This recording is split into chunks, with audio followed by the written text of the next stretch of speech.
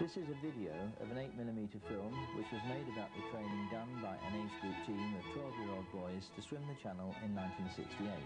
None of the boys knew who would be in the eventual team. The channel team of 6 swimmers, and each must complete 1 hour in the water. The film opens with a view of Dover Harbour at 6 AM on a typical weekend training session. Looking through the mouth of the harbour, there is the target in sight. France can be seen. Rough was all part of training. The boys slept out on the pebbles, having sleeping bags for their beds and polythene to cover them, so that when it rained, as it frequently did, they would not get too wet. The team officials also slept rough to toughen them up too. When making an attempt at swimming the channel, one is in a small boat, and there isn't room for everyone to be undercover, hence the reason for toughening the team up. And now, about 6:30 in the morning, the boys are swimming a training schedule, and while they are swimming, members of the social committee are time for the meal to digest, and John Rapson, the club coach, is giving the squad a little pep talk. He had not been very happy with the way they had trained in the previous session, and some of the boys look a bit fed up about the ticking off they got.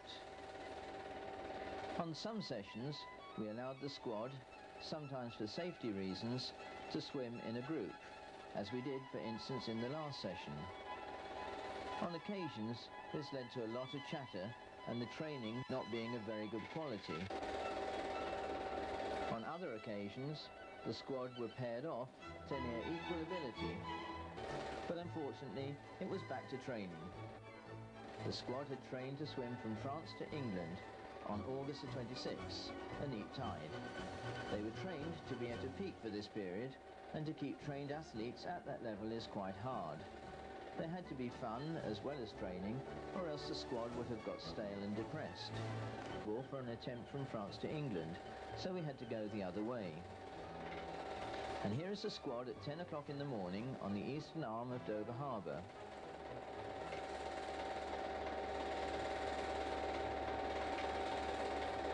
There is David Young, who swam first. Peter Burns, who swam number 6.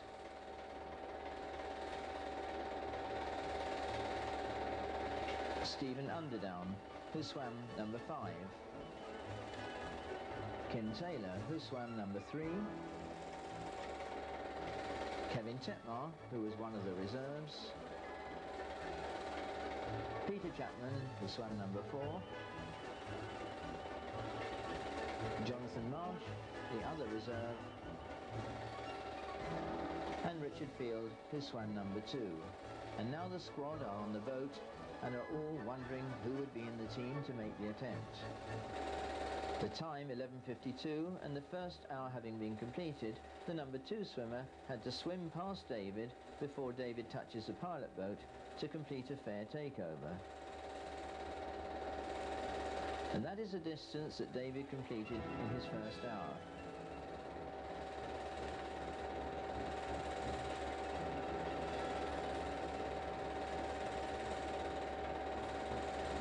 Now he is having the grease removed from him with a windscreen de-icing blade, which we found very effective.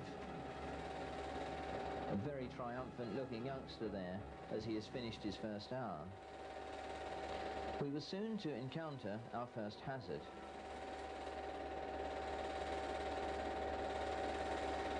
There is another British Railways ferry, the Paola, returning to Dover.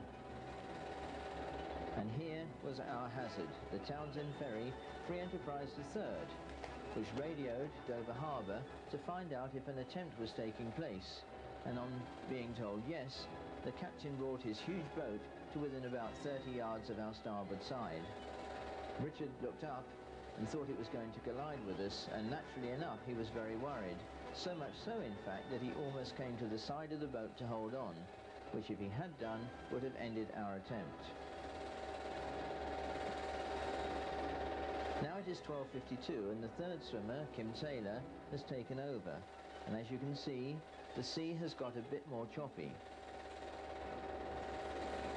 There is the South Goodwin lightship, showing the distance the first two boys covered in 2 hours. That lightship is about 6 sea miles from Dover Harbour. That's about 7 land miles, so the first two boys had averaged about 3.5 miles per hour, a really good effort. Looking in the distance towards Dover, you can see some rather stormy looking clouds. And when swimmer number 4, Peter Chapman, went in, we had thunder and lightning. And it wasn't a very pleasant time to go in for a swim.